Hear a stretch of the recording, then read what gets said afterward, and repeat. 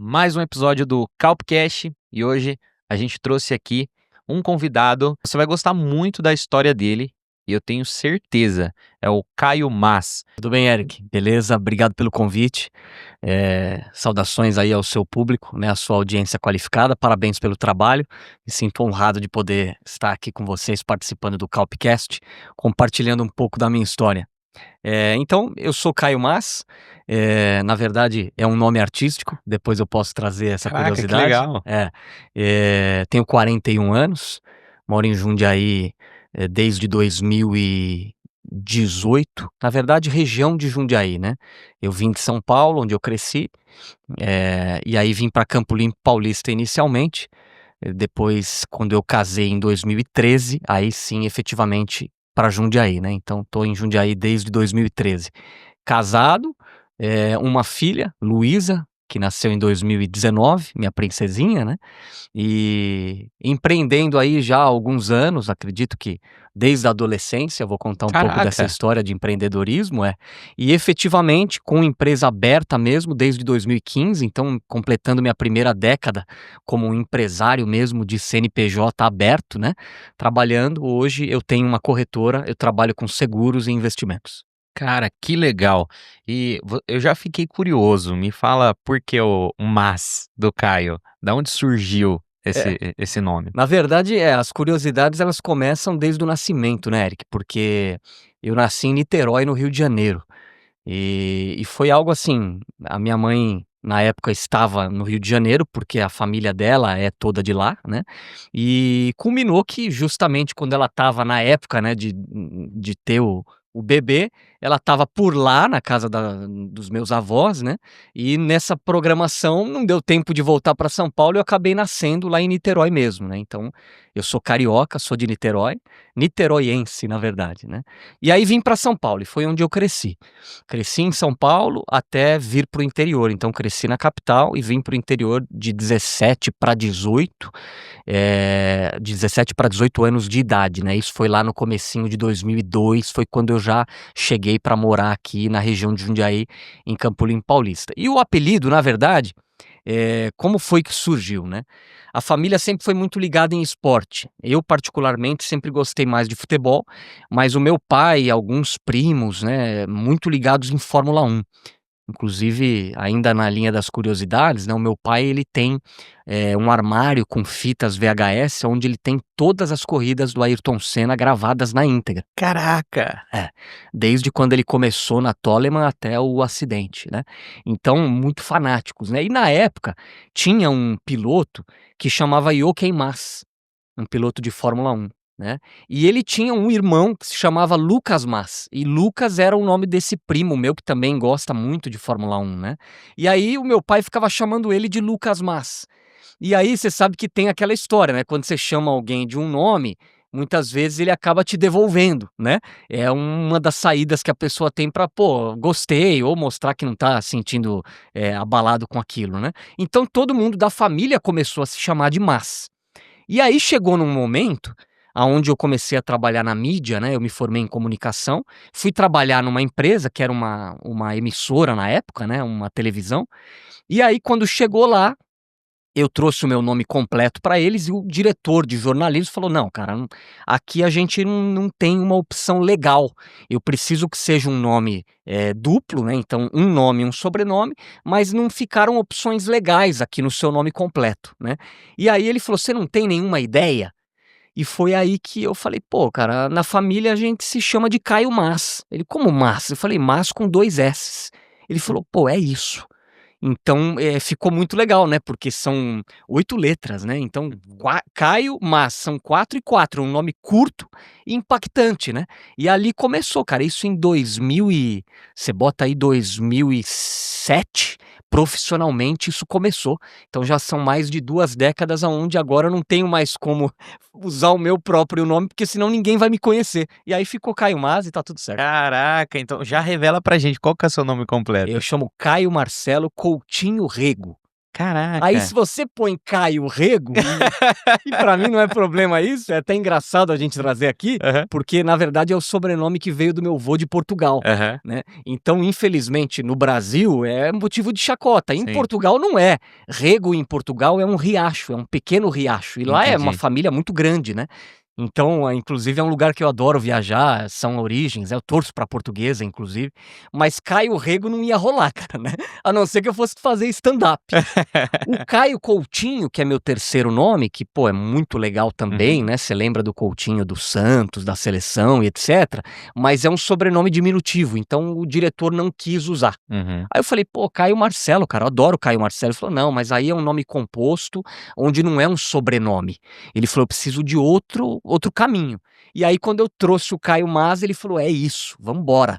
E Cara, pegou de uma muito bom, forma, cara, então todo o muito material bom. que eu tenho da minha trajetória, Aham. tá tudo como Caio Mas, não tem como mudar, né. Legal, legal. Cara, e essa raiz empreendedora, surgiu de um pai, de um familiar? Na família o pessoal já empreendia? Como é que foi? Eric, cara, é muito legal essa pergunta sua, porque quando você me convidou para vir aqui, né, e aí eu parei um pouco para refletir sobre o que eu ia, falar, e aí eu falei: "Poxa, empreendedorismo", e aí a gente começa a buscar na memória quando tudo começou, né. Por quê? Porque justamente você está me perguntando de família. Cara, o meu avô que veio de Portugal, ele veio sem nada, ele não tinha mais nada a perder, porque ele perdeu tudo lá, né. Então ele veio de navio, foram 21 dias dentro do navio, no porão de um navio, para tentar fazer a vida no Brasil. E quando ele veio, ele empreendeu, então ele abriu, hoje todo mundo fala, né, que português tem padaria. E cara, é verdade, meu avô ele veio para abrir padarias, né. Então ele abriu lá os comércios dele no ramo de alimentação mesmo, e foi ali que ele realmente fez a vida, né, e pôde educar meu pai, né, casou com a minha avó, enfim. Ele teve 2 filhos, né, meu pai e a minha tia, que já faleceu, mas enfim, o meu vô foi o empreendedor da coisa. O meu pai, né, não seguiu esse caminho. Então meu pai ele fez faculdade, começou a trabalhar como CLT e sempre como CLT. Inclusive hoje ele está numa empresa, ele vai se aposentar agora, ele tem mais de 30 anos de empresa. Então ele é condecorado nas convenções, recebe premiação e ele nunca teve um empreendimento, não veio dele. A minha mãe é enfermeira e trabalha também, sempre trabalhou registrada, né, hoje ela trabalha home care, atende as pacientes dela, então, CNPJ não veio dos meus pais. O meu avô é quem trouxe isso, né, mas eu convivi pouco com meu avô, né, eu só ouvia o meu pai falar. Mas a verdade é que desde moleque, Eric, aí eu forcei um pouco a memória para buscar isso, e você vê que é um negócio que ele vem realmente o empreendedorismo é um negócio que ele vem mesmo na pessoa. Porque eu me lembro eu lá com 10, 12 anos de idade, eu queria comprar as minhas coisas ali, e a infância não foi uma época fácil, a gente passou muita dificuldade, mas eu queria comprar minhas coisas e a memória que eu tenho é que eu queria colecionar o álbum de figurinhas do Brasileirão. E meu pai não tinha dinheiro, cara, pra comprar todas as figurinhas, né. Então, o que que eu fazia? Eu economizava o dinheiro do lanche da escola, da cantina, pra comprar minhas figurinhas, mas era pouco, eu não ia conseguir completar o álbum, né. E a molecada batendo figurinha e eu queria mais, aí me veio a ideia, né, eu falei: "Meu, como é que eu vou fazer dinheiro?" Era muito moleque, né. E na época eu lembro que estava um calorão, tal, e a molecada saía pra comprar geladinho, e o lugar mais próximo que tinha, eu morava em São Paulo, na zona sul, era um lugar longe, tinha que andar muito pra ir comprar geladinho e tal, e era um geladinho meio artificial, era caro. E aí eu falei: "Pô, e se eu fizer o geladinho, né, cara? Eu vou fazer e vou vender o geladinho, porque aí eu faço, fica mais barato, eu mesmo vou ter meus geladinhos, não preciso gastar com isso, mas eu vou vender para os moleques". Falei com a minha mãe, ela topou, e a gente começou a fazer junto o geladinho, eu e ela, eu ajudava ela, congelador barrotado de geladinho, todos os sabores possíveis que você possa imaginar, e anunciei, cara, pus um papel na porta: "Vende-se geladinho", da época acho que era 10 centavos o de fruta e de leite 25 centavos, era isso. Eu tinha 12 anos, isso eu tô falando da década de 90, 1990, né, 94, 96, era ali. Eu tinha de 10 a 12 anos. Então, cara, foi um sucesso. Esgotava o congelador, assim, em 2, 3 dias. E começou a dar muito dinheiro e efetivamente eu consegui comprar as minhas figurinhas, né, e obviamente aquilo ficou na minha cabeça, eu entendi, o como você consegue fazer dinheiro, né, vendendo alguma coisa, né. Então quer dizer, você está atendendo as pessoas que estão querendo aquilo que você vende, então você está ajudando as pessoas de uma forma e você realiza os seus sonhos, que na minha época era o álbum de figurinha do Brasileirão, né. Eu era na época foi a época mais marcante para mim, porque meu time chegou na final do Brasileirão, e a Portuguesa na época perdeu para o Grêmio, foi o ano, áureo do time, então ali eu consegui completar o meu álbum com o meu próprio esforço. E dali pra frente eu não parei mais. Caraca, que legal. Você falando assim de infância, cara, veio à memória a primeira venda que eu fiz, cara. Me conta. Meu pai tá assistindo, não sei se ele vai lembrar, mas, meu primo, ele costumava visitar lá em casa, porque ele era filho único. E meu irmão gostava de jogar videogame e tudo. E aí meu primo olhou e falou: "Cara, esse jogo aqui é meu sonho". E esse jogo, porque era computador naquela época, então você comprava o CD e instalava no computador, né. Esse jogo acho que meu pai tinha ganhado de um patrão ou tinha comprado, eu não lembro. Mas ele acho que custava uns R$ 200. Na época eu não fazia ideia de valor nem nada, eu tinha 8 anos. Aí meu primo: "Ai, meu sonho, não sei o quê, não sei o quê". Eu fiquei com isso na cabeça. No outro dia, eu sabia que ele era filho único, então ele tinha um pouco de condição melhor, né. Aí eu falei pra ele: "Viu, você quer o jogo? Eu vendo pra você. Eu vendo". "Ah, tá quanto?". R$ 50, vendo, pum. Aí no outro dia ele já veio com o dinheiro, ó, meu pai me deu, pá, comprou o jogo. Quando meu pai descobriu, ele falou: "Cara, você vendeu o jogo do seu irmão que não sei o quê, não sei o quê". Eu não lembro se eu apanhei na época, mas foi a primeira venda que eu fiz. Uma venda errada, mas que a partir daí foi nascendo a raiz ali empreendedora. E isso que você falou, cara, é muito legal, porque veio outras pessoas aqui, e eles sempre falam que o empreendedorismo começou quando criança. O Thomas mesmo comentou, ele ia limpar terreno dos vizinhos e ganhava um trocado por isso, você ali vendendo geladinho, então tá sempre ali dentro, né, cara, isso é muito legal. Mas, você já começou ali quando você ficou mais, você começou a empreender quantos anos? Com 12, né. Com 12 anos É. ali. Depois, para entrar no seguro de vida, ali, que você começou com seguros ou a corretagem, foi com quantos anos? Eh, bom, no seguro, né, na minha corretora hoje, que é a empresa que eu tenho hoje, eu tô com ela desde 2019, trabalhando desta forma, né. Depois ali da questão do geladinho, né, lá moleque, eu tive uma outra experiência onde eu peguei alguns perfumes para vender, então eram essências, né, Legal. a empresa chamava Fator 5, eu nem sei se existe mais. Caramba. E aí eu vendia perfume porta a porta. Ali eu também ganhei um bom dinheiro, ali eu já estava prestes a entrar na faculdade, então não era mais para Caraca. comprar figurinha, né. Eu já estava praticamente eu tinha saído de casa, eu saí bem menino mesmo, né, para vir para o interior. São Paulo não me agradava mesmo, então vim buscar qualidade de vida no interior, vendi alguns perfumes e tal, aí eu entrei na faculdade, né. Depois da faculdade, aí eu fui trabalhar, com jornalismo, né. Eu tive poucas experiências com CLT, né, pra falar a verdade, eu tive um primeiro trabalho registrado que foi num call center, foi com vendas, eu vendia cartão de crédito, na época. Foi meu primeiro registro. Aí quando eu entrei na comunicação, eu tive mais um ou 2 registros na carteira, e depois a partir de 2014, aí eu efetivamente comecei a empreender. Então foi o primeiro ano aonde eu não tinha, não tinha nada ali de garantia, digamos, né. Em 2014 eu comecei a trabalhar com vendas já como PJ mesmo, né, já com a minha empresa aberta, então meu CNPJ é ali na virada de 14 para 15. Eu fui trabalhar com vendas de colchões magnéticos, são produtos da área da saúde. Ali foi muito bom, né, inclusive, eu tenho uma gratidão muito grande, né, pelo Ricardo Vieira, que é o meu mentor, ele mora na cidade de Americana, aqui no interior de São Paulo, e foi ele que me abriu os olhos realmente, porque depois do início ali com geladinho, com perfume, Eric, eu acabei fazendo a faculdade, aí você entra, né, no meio da comunicação ali, eu tive algumas oportunidades CLTs, outras como cargo de confiança, né, mas ali você acaba que você perde um pouco, né, o empreendedorismo adormeceu, né. E foi o Ricardo Vieira, meu mentor, que eu serei grato eternamente, que mais uma vez ele veio e me abriu os olhos. Então ele falou: "Cara, você tem um talento muito grande". E hoje eu entendo, Eric, a importância de eu ter feito a faculdade de comunicação. Tem muita gente que fala: "Poxa, você largou o jornalismo, mas você estudou para isso". A comunicação, cara, ela vale para tudo, Sim, né. Você tá aqui é comunicação pura, sim. para você conseguir fazer uma entrevista de alto nível, né, comunicar com as pessoas no dia a dia, você ter relacionamento. E venda é comunicação. O cara que não abre a boca, não sabe falar, não sabe se Com portar, certeza. ele não vai vender, né. Então, em 2014 para 15, efetivamente eu abri o meu CNPJ, que está ativo até hoje. Na época era um CNPJ de vendas, de distribuição de artigos ali, né, de sonoterapia, que a gente chama. Então ali eu realmente, ali eu comecei a venda profissional. Aí já não era mais o perfume, o geladinho, era uma venda profissional.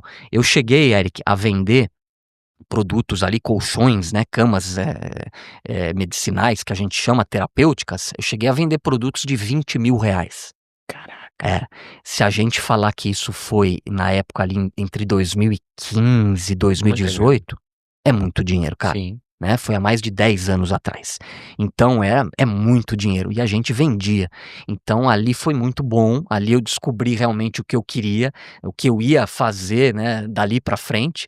Então foram 4 anos ali nessa empresa, onde eu sou muito grato, que me formou como empreendedor, e aí muitos cursos, muito estudo, para efetivamente, a partir de 2019, aí sim eu fiz a transformação da empresa para uma corretora de seguros, né, e hoje eu trabalho com seguros de vida, planos de saúde e diversificação de ativos com a parte de investimentos, especificamente no agronegócio. Hoje é o que a minha corretora faz. Caraca, que legal. Você acredita, você falou que vendia os colchões nesse valor, pra você meio que migrar de um produto com o ticket médio baixo para um produto de ticket médio alto, existe um preparo? É uma venda diferente você vender para o médio ou para o alto padrão? É diferente. Tem que ter um preparo muito grande, né. E ali realmente no início, Eric, eu tinha receio, né, no início eu tinha receio, porque é muito diferente, né, você vender um geladinho, você vender um perfume e você vender uma cama de R$ 20.000, né. Não adianta, eu não podia chegar, não podia ser o Caio do geladinho, né, não podia ser o Caio do perfume. Então você tem que ter um preparo, e aí eu me preparei muito. E aí que mais uma vez a minha gratidão à empresa que foi a Nippon Line, que hoje infelizmente não existe mais, né, mas a Nippon Line ela capacitou muito bem, não só a mim, mas como vários outros consultores ali na época, né, distribuidores da empresa, para você poder sentar frente a frente com uma pessoa e falar para ela, trazer o valor agregado de um produto e os benefícios que um produto ia justificar ela pagar um valor daquele, né. Então toda essa preparação ela foi necessária, então, não só os treinamentos da empresa, mas busquei muita capacitação fora, né, muitos treinamentos, né, de técnicas de vendas, né, de espelhamento, de todas as técnicas que você precisa ter, né, e aí entra muito mais, entra muito da comunicação que a faculdade me deu, para você saber comunicar com uma pessoa que vai pagar R$ 20.000 num colchão, né, e aí entram detalhes como, por exemplo, a forma como você vai se portar, né, Eric, como você vai vestido na casa de uma pessoa dessa, né, então o rapport é sempre muito importante.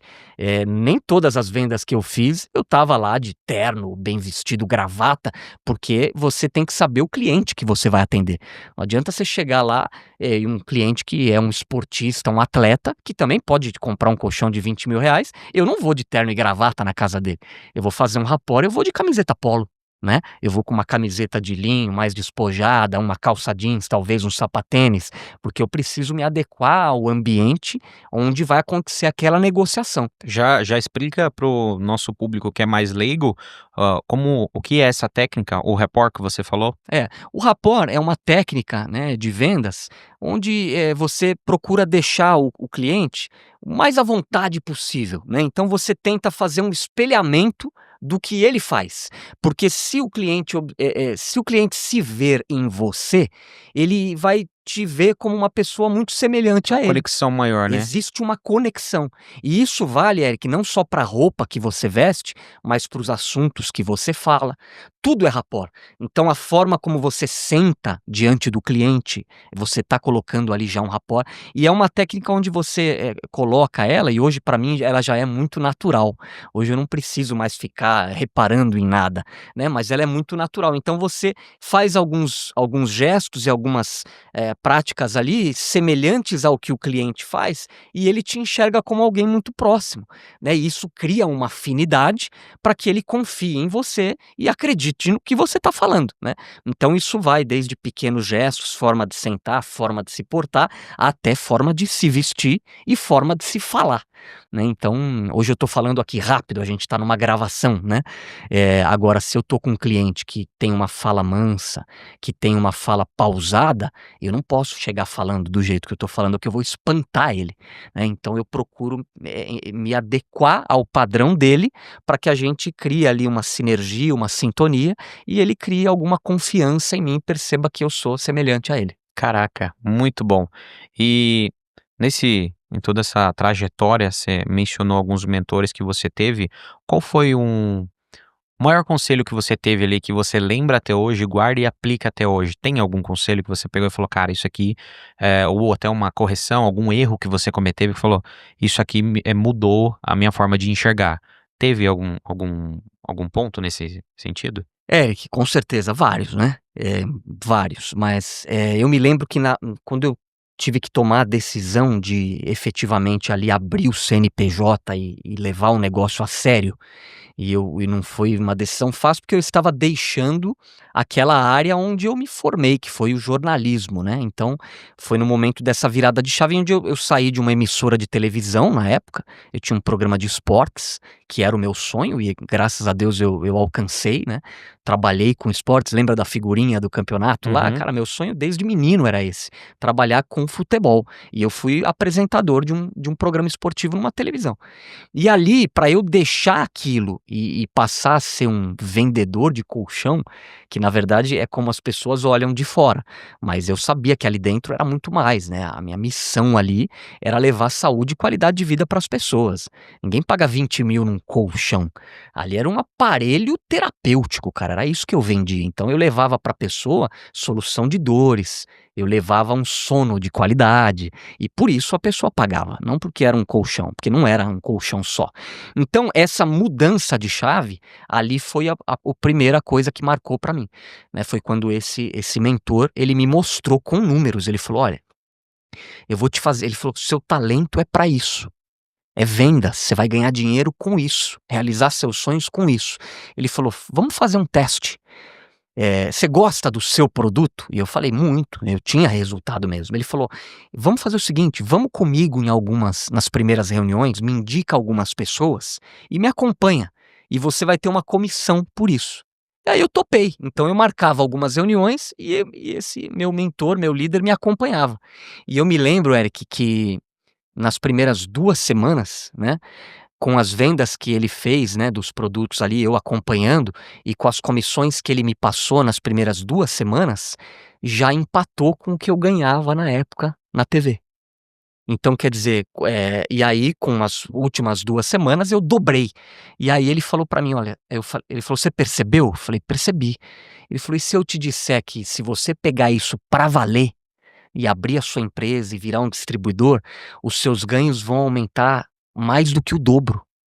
Porque a sua comissão hoje é o de um indicador. Você me indica, quem faz a reunião sou eu, mas você é preparado para você comandar as reuniões. E aí os seus ganhos vão mais do que dobrar. E aí é questão de conta, né, Eric? E aí é questão financeira. E aí eu fui. Eu falei, eu vou com tudo. Tomei a decisão com muita coragem. E uma frase que ficou marcada para mim foi numa palestra que eu fui, na verdade, num treinamento de leader training que eu fiz na época.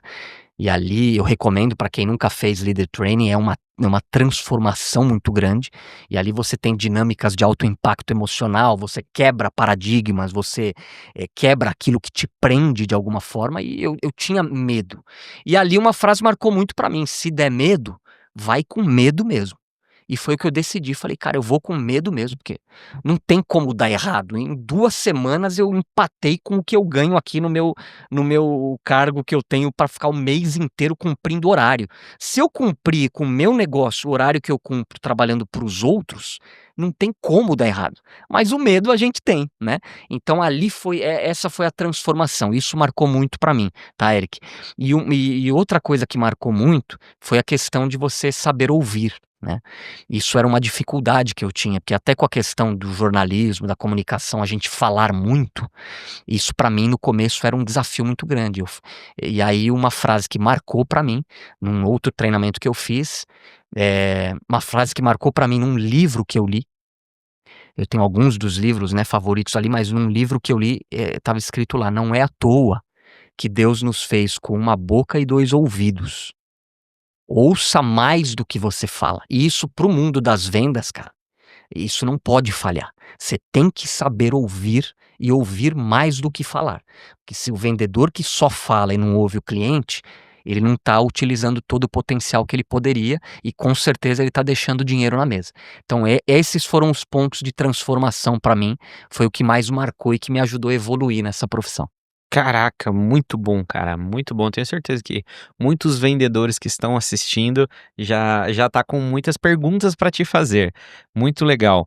E para você saiu ali do ramo de colchões e já entrou no ramo de seguros? Ainda teve um meio termo ali? Como foi essa migração? Não, foi direto. Foi direto? Foi direto, né, na época então eu estava já tinha 4 anos que eu estava ali nos colchões, né, era uma empresa de marketing multinível, então além das vendas, eu liderava uma equipe, era um desafio muito grande, os resultados eram ótimos, mas, surgiu um convite, né, no final de 2018, surgiu um convite ali de uma grande seguradora, uma seguradora americana, né, que é a Prudential, houve um convite ali para que eu me tornasse um franqueado. E ali eu vi como mais um novo desafio, Eric. E aí, mais uma vez, aquela questão, né? Tá com medo, vai com medo mesmo. Eu tinha que comprar franquia. Eu nunca tinha sido um franqueado. Uhum. Então, eu fui estudar o mercado de franquias, fui estudar o mercado de seguros de vida, né? E aí eu tomei a decisão. Então, no início de 19, eu passei lá nos processos seletivos, que não é só você comprar franquia, você tem que ser aprovado e não é fácil. Eu passei nos processos, então eu tive o direito de adquirir a franquia. Adquiri a franquia. Então a corretora ela iniciou ali nessa virada de 18 para 19, em 2019 eu transformei a empresa numa corretora, né, uma corretora de seguros, então a gente vem com seguros de vida, e aí de lá para cá a gente ampliou bastante o portfólio na carteira, né, e o que me chamou a atenção ali nessa decisão, Eric, dessa saída, né, e muitas pessoas, muitos amigos, né, próximos falavam, "Tem tudo a ver, Caio, tem tudo a ver com você, cara, vai dar certo", porque eu sempre fui uma pessoa muito segura. Sempre fui. Eu cresci assim, eu aprendi isso muito com meus pais, né, de ser uma pessoa muito segura. E assim, Eric, eu não saio com um carro de uma concessionária ou um carro que eu compre, que se eu comprar um carro seu, eu não saio aqui do edifício, da onde fica aqui o podcast, eu não saio sem seguro. Não tem essa possibilidade para mim. Então, enquanto não vier a seguradora aqui fazer a vistoria ou eu fizer a vistoria, que hoje é tudo online, né, eu não coloco o carro na rua. Eu sempre tive isso comigo, seguro acima de tudo. Celular segurado. Eu não ando com celular sem seguro. Plano de saúde para mim nunca foi uma opção andar sem. Então tudo que é proteção para mim é prioridade. Segurança para mim sempre foi prioridade. E aí eu vi no seguro de vida a oportunidade. Porque é um produto pouco difundido, né, no Brasil ele não tem muito alcance, enquanto Estados Unidos, Japão, países desenvolvidos, 80% a mais que 80% da população tem um seguro de vida, no Brasil esse número não chega a 20%. Então, ao mesmo tempo que você vê é um desafio, não é uma cultura no Brasil, mas ao mesmo tempo é uma oportunidade, porque não é uma cultura no Brasil. É igual a história do vendedor de chinelo que foi lá pra Índia, né, mandaram 2 vendedores lá, aí um falou: "Ó, tô indo embora, aqui ninguém usa chinelo, esquece". e o outro falou assim: "Ó, manda containers pra cá, porque aqui ninguém usa chinelo, eu vou vender até rachar". Então, cara, eu falei: "Eu sou o vendedor otimista, ninguém tem seguro de vida, eu vou vender". E, cara, graças a Deus, deu muito certo. Hoje eu tenho uma carteira aí na parte de seguros de vida de mais de 300 famílias que eu acompanho. A corretora cresceu muito, então a gente colocou novos produtos no portfólio. Então hoje, mesmo no portfólio de seguros de vida, com várias seguradoras de renome trabalhando com a gente, produtos hoje muito modernos, planos de saúde que a gente atende também as famílias e mais recentemente agregando com a parte de investimentos, né, no agronegócio ali trabalhando com a Fictor, com uma opção de diversificação. Então tem sido um atendimento aí quase que 360 graus para os nossos clientes, para as nossas famílias, sempre com foco em proteção, em segurança financeira e hoje também ajudando um pouco mais a multiplicar patrimônio. Caraca, que legal. Muito bom, muito bom. E você falou, teve períodos de estudo, você sempre foi um cara estudioso? Eric, eu gosto de ler. Uhum. Eu gosto de ler, eu gosto de fazer treinamentos, né, então, como eu falei do Leader Training aqui, participar de treinamentos, assistir palestras e ler, é algo que eu gosto bastante. Na época da escola não era muito de estudar não, eu era mais da turma da educação física mesmo.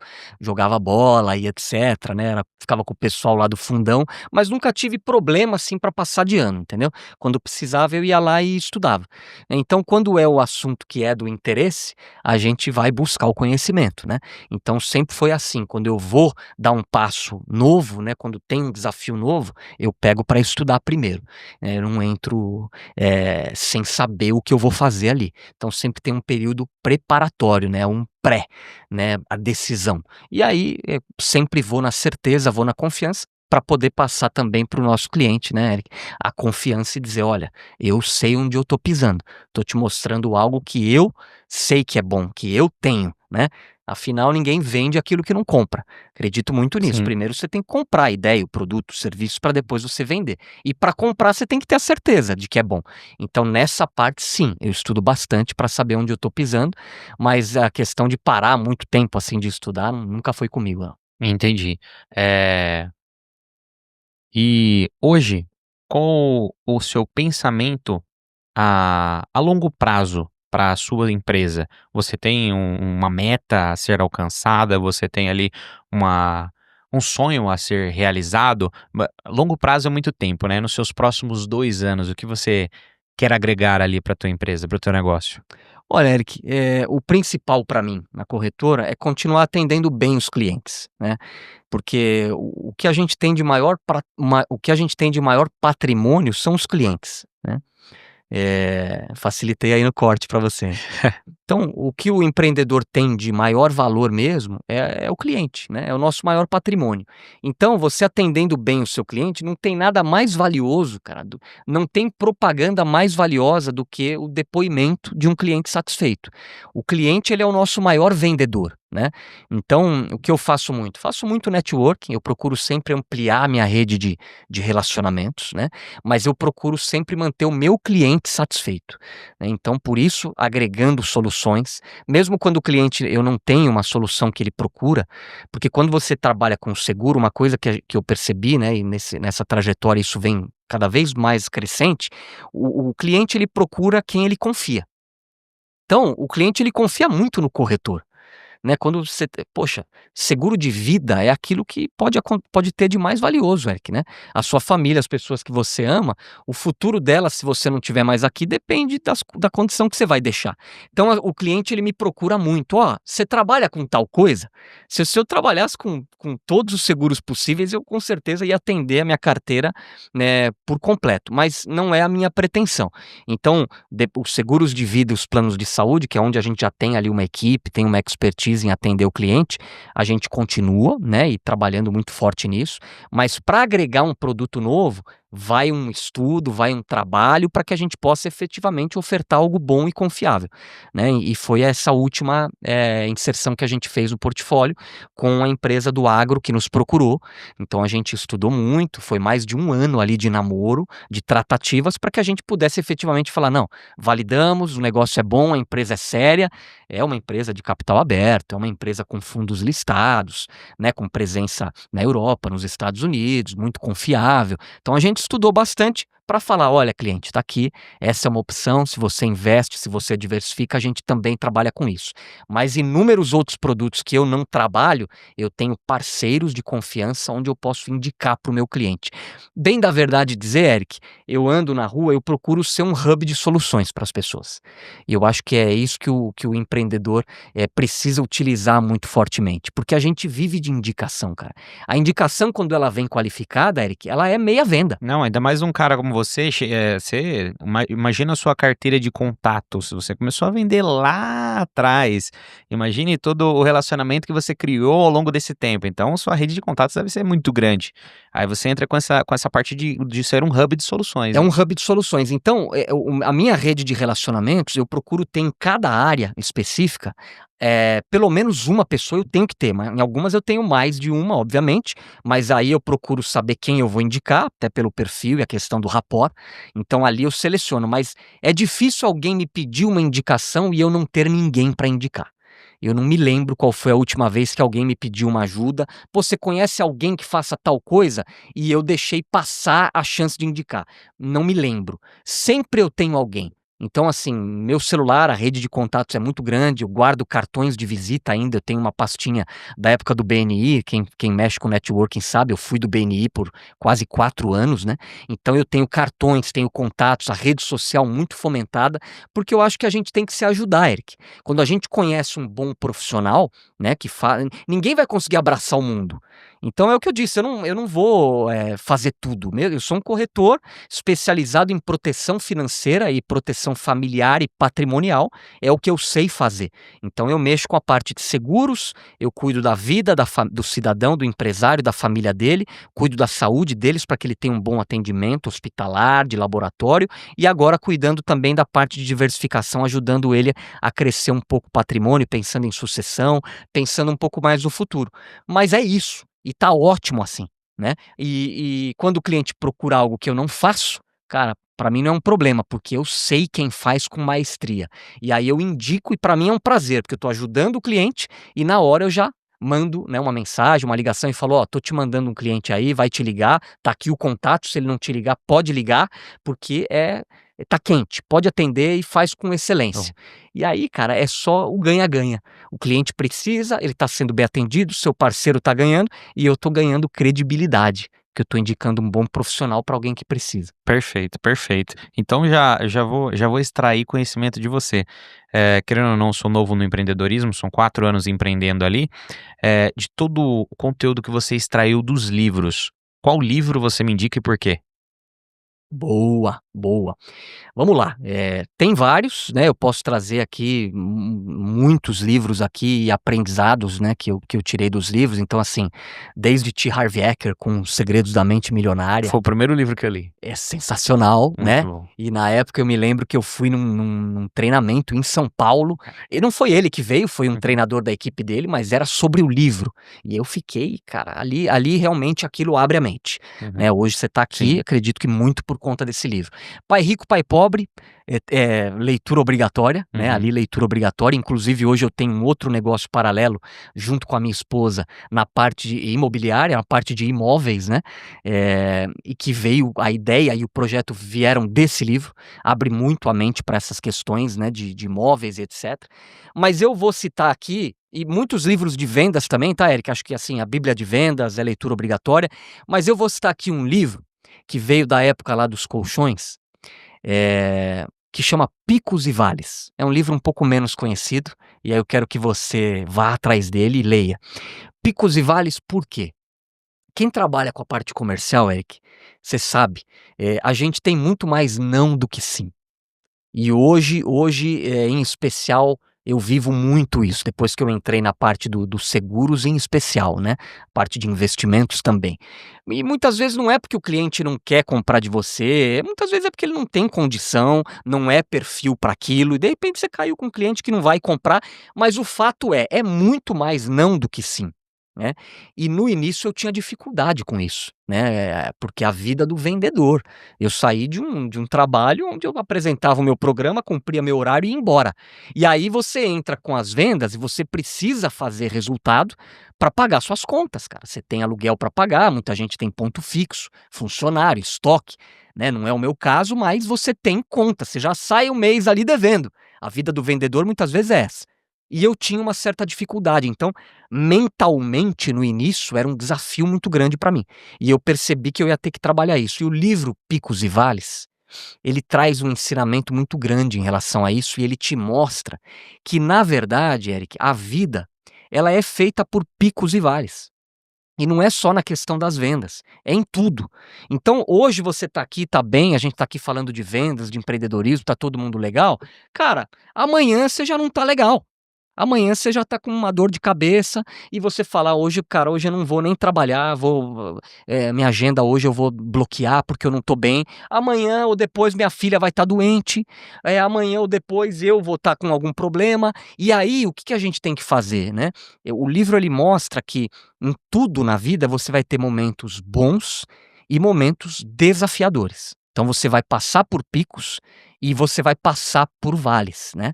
Então é aquele ditado que diz, né: "Não há mal que sempre dure, nem bem que não se acabe". Cara, o livro ele fala disso, só que ele te mostra com exemplos, né, como você vai lidar com isso. E aí ele te traz técnicas, porque a ideia é que você utilize essas técnicas e mentalmente você consiga, fazer com que os seus vales sejam menos duradouros e os seus picos sejam mais duradouros.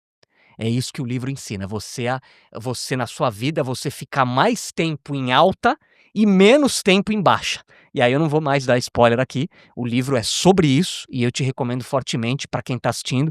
Picos e Vales é a sugestão de hoje. Rai, você já encomendou aí na internet aí? Porque, Esse é top, eu estou no momento entre de picos e vales e com esse é top. certeza vai ser Que fantástico. bom, se Cara, eu te ajudei já valeu muito. já ajudou muito. Cara, muito bom, muito bom. Ó, você que tá assistindo aí já se inscreve no canal, comenta aí. Se você tiver alguma dúvida pro Caio, pode comentar que eu vou fazer que essa dúvida chegue até ele. Vai ser um prazer ter ele respondendo aí vocês. E já também indica suas redes sociais para o pessoal que te assiste, os meios de comunicação, como te encontrar. Pode Bora. falar pra galera. @Caio Mas, Caio com C, mais com 2 S's, é um nome artístico, a gente já falou disso. Segue lá, não teve como mudar a rede, acabou ficando também, né. E estamos aí para bater um papo, Eric, à vontade. Pessoal do beach tênis também que tá ligado aí, né, que a gente joga já há algum Show. tempo. Então e a vida é essa, cara, a vida é você se desafiar, a vida é você não ter medo, porque ela é muito curta, né, ela é muito curta e a gente tem que aproveitar enquanto a gente tem disposição, a gente tem saúde, né, Eric? Você é super jovem, aproveito para parabenizar pelo projeto, vamos ver o que a gente consegue fazer juntos, né, já tá com algumas propostas aí para avaliar, então recomendo fortemente aqui o seu estúdio que é sensacional, tá de parabéns, com certeza na minha carteira de clientes, fornecedores, amigos, assim que eu tiver oportunidade de falar, né, de um estúdio para gravação de podcast de conteúdo, produção fotográfica, de vídeo, tráfego, todo o material que você faz com excelência, eu vou recomendar esse cara aqui que é o Eric, é um cara fantástico, sensacional e legendário. Aú! Legendário. Aí. Então, esse podcast já está chegando ao fim, esse episódio, e eu agradeço pela audiência, por sua atenção. Então, não esqueça de compartilhar esse vídeo. Eu vou pedir para o Caio deixar aqui um conselho, uma última mensagem para aquele vendedor que trabalha numa empresa, mas que tem o sonho de empreender. Mas por muitas informações, excesso de informações ou até o medo, ele fica com muitas dúvidas e a dúvida trava a pessoa. Então, queria que você deixasse essa mensagem para esse vendedor que quer empreender, mas está travado.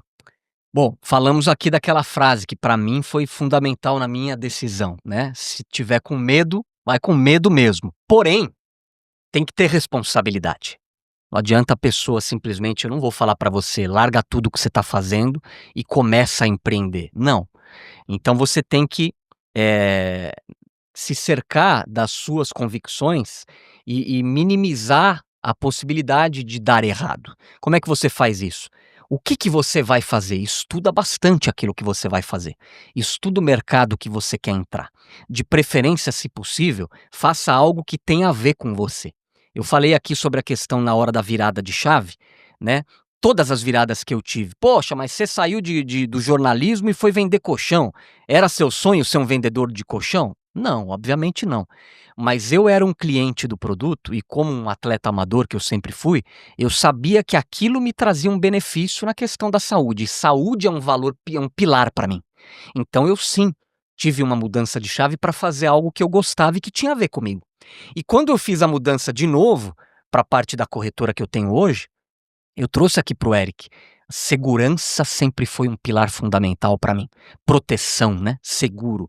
Então, procure fazer algo que tenha a ver com você.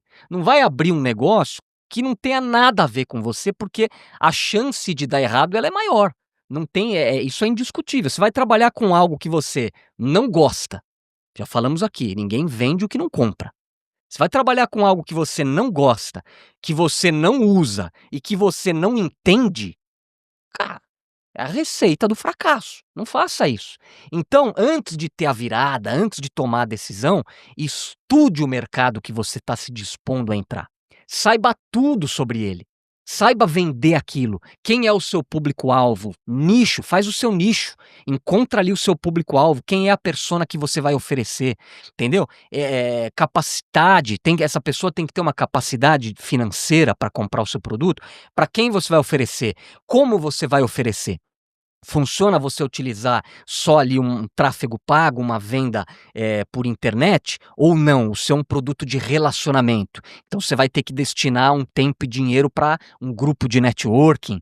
Você vai ter que estar onde pessoas estão para você ser referenciado, né? Isso é muito importante. Então, Eric, essas são as dicas principais, né? Primeiro, não faça. Claro, vai com medo mesmo, tenha coragem, tenha, mas não seja irresponsável. Vá e faça a sua virada quando você estiver pronto. Se prepare para dar esse pontapé e falar, vou virar a chave agora. E muitas vezes se prepare financeiramente. Lembra que eu falei? Quando eu fiz a virada, eu já tinha percebido que o retorno ia ser maior. Então eu falei, poxa, se eu comecei aqui pequenininho e se eu me dedicar aqui no plano B como eu me dedico no A, eu vou mais do que dobrar. Fui embora. Então eu já tinha certeza. O meu risco foi diminuído. Né? Então você procure mitigar os seus riscos, faça todos os testes, saiba o que você vai fazer e, se possível, comece fazendo em paralelo para depois você fazer a virada de uma vez, essa virada de chave. Eu acho que esse é um bom conselho que talvez ninguém tenha trazido aqui e que pode fazer a diferença. Não dá para um cara de seguro falar para você ir sem segurança nenhuma. Cara, vá seguro, vá calçado, vá com a certeza de que vai dar certo. Tô pegando algo que eu gosto, que eu sei fazer e que eu já vi que dá certo, tem público para isso. Cara, não tem como dar errado. Vai seguro, vai com Caio Mas. Deus abençoe, Eric. Eu agradeço a audiência, agradeço Obrigado. seu convite de estar aqui, de aceitar o convite para estar aqui, né? Obrigado você. Foi uma honra e eu tenho certeza que vai surgir diversas parcerias aí entre a gente. Vai sim. Eu agradeço você e até o próximo Calpcast. Tchau, tchau. Abraço, valeu.